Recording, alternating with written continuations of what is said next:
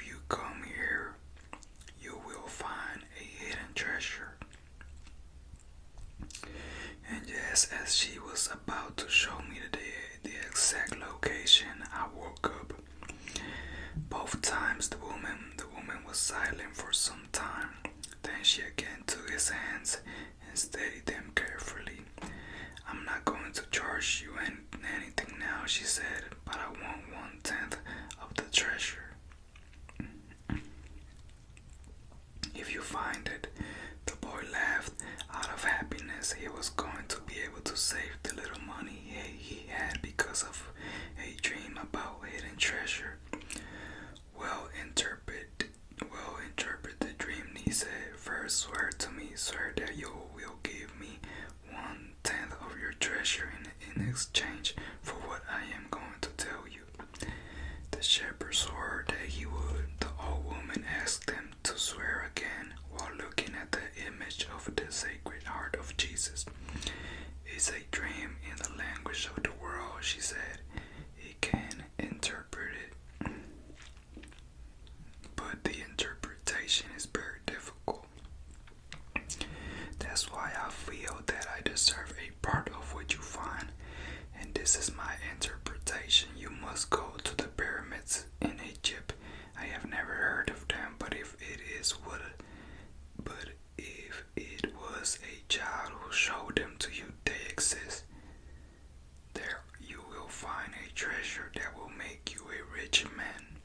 The boy was surprised and then irritated. He didn't need to seek out the old woman for this, but then he remembered that he wasn't going to have to pay anything.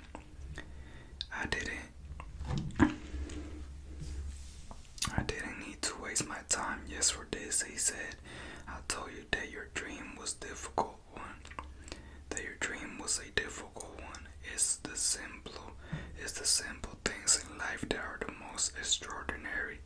Only wise men are able to understand them, and since I am not wise, I have had to learn other arts, such as the reading of palms. Well, how am I going to get to Egypt?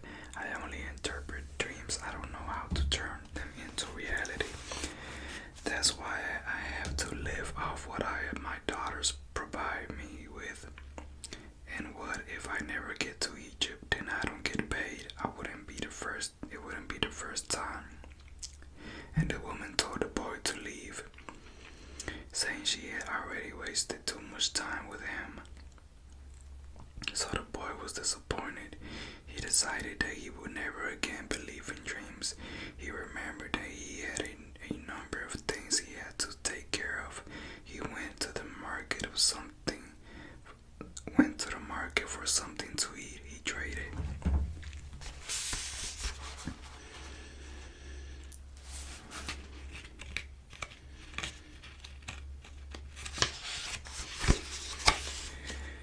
He traded his book for one that was thicker, and he found a bench in the plaza where he could sample the new wine he had bought. The day was hot and the wine was refreshing. The sheep were at the gates of the city in a stable that belonged to a friend.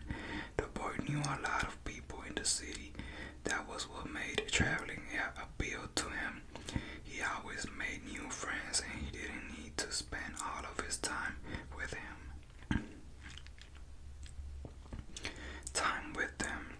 When someone sees the same people every day, as had happened with him at the seminary, they wind up becoming a part of that person's life, and then they want the person to change if someone isn't what others want them to be.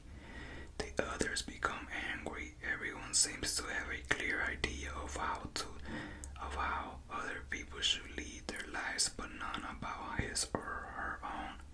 He decided to wait until the sun had sunk a bit lower in the sky before following his flock back through the fields. 3 days from now he will be with the merchant's daughter. He started to read the book he had bought. On the very first page it described a burial ceremony, and the names of the people involved were very difficult to pronounce.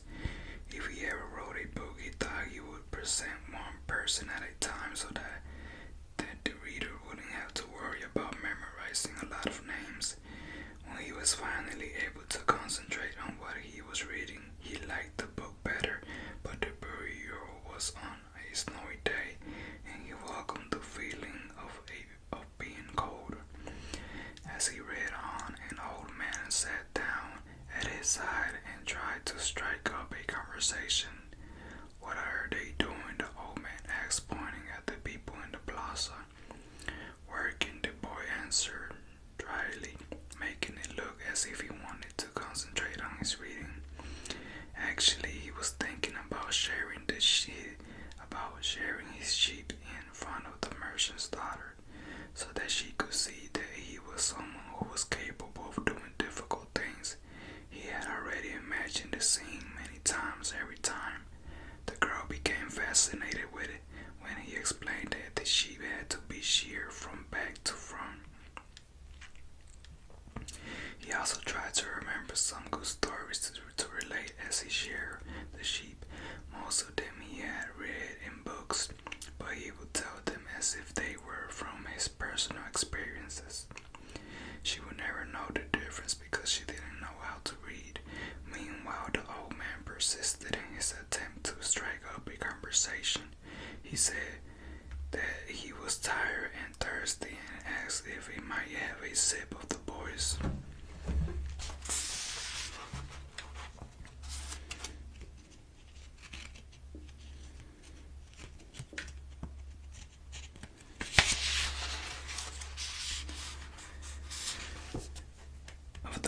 Wine. The boy offered his bottle, hoping that the old man would leave him alone, but the old man wanted to talk, and he asked the boy what book was he reading. The boy was tempted to be rude and moved to another bench, but his father had taught him to be respectful of the elderly, so he held out the book to the man for two reasons. First, that he himself wasn't sure how to pronounce the title, and second, that if the old man didn't know how to read, he would probably feel ashamed and decide of his own accord to change benches. Said the old man, looking at all sides of the book as if it were some strange object. This is an important book, but it's really irritating. The boy was shocked. The old man knew how to read and had already read the book, and if the book was irritating as the old man had said, the boy still had time to change it for another. It's a book that says the same thing almost all the other books in the world say, continued the old man. It describes people's inability to choose their own personal legends, and it ends up saying that everyone believes the world's greatest lie. Was the world's greatest lie? The boy asked, completely surprised. Is this that at a certain point in our lives we lose control of what's happening to us, and our lives become controlled by faith? That's the world's greatest lie. That's never happened to me, the boy said. They wanted me to be a priest, but I decided to become a shepherd. Much better, said the old man, because you really like to travel. He knew what I was thinking, the boy said to himself. The old man, meanwhile, was leafing through the book without seeming to want to return it at all. The boy noticed that the man's clothing was strange. He looked like an Arab, which was not unusual in those parts. Africa was only a few hours from Tarifa. One had only to cross the narrow straits by boat. Arabs often appear in the city, shopping and chanting their strange prayers several times a day.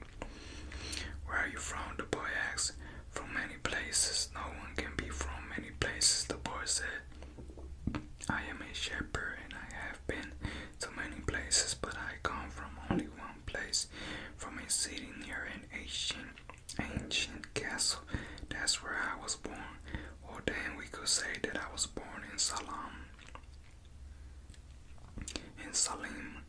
Salam is Salim or Salam. Sorry about that, my stomach. The boy didn't know where Salam was, but he didn't want to ask, fearing that he would appear ignorant.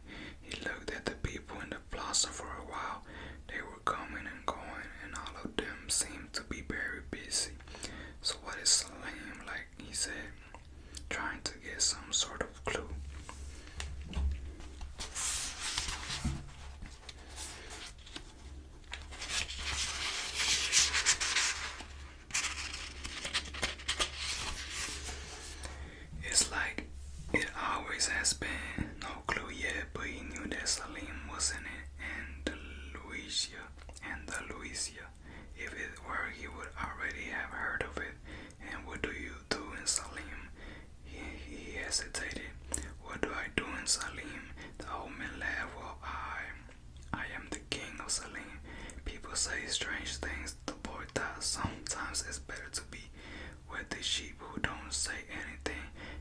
better still to be alone with one's books. They tell their incredible stories at a time when you want to hear them, but when you're talking to people, they say some things that are so strange that you don't know how to continue the conversation. My name is Melchizedek, said the old man. How many sheep do you have? Enough, said the boy. He could see that the old man wanted to know more about his life.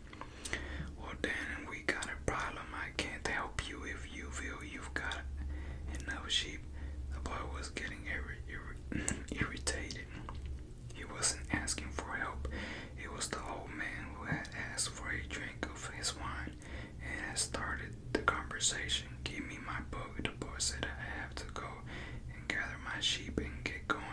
Give me 1/10 of your sheep, said the old man, and I'll tell you how to find the hidden treasure. The boy remembered his dream, and suddenly everything was clear to him. The old woman hadn't charged him anything but the old man. Maybe he was her. I'm gonna stop right there. Love you world, love you mundo. Subscribe, hit the like button, hit the little notification bell, leave good positive comments, cause we're all about positivity over here. And share this video. Remember, love yourself before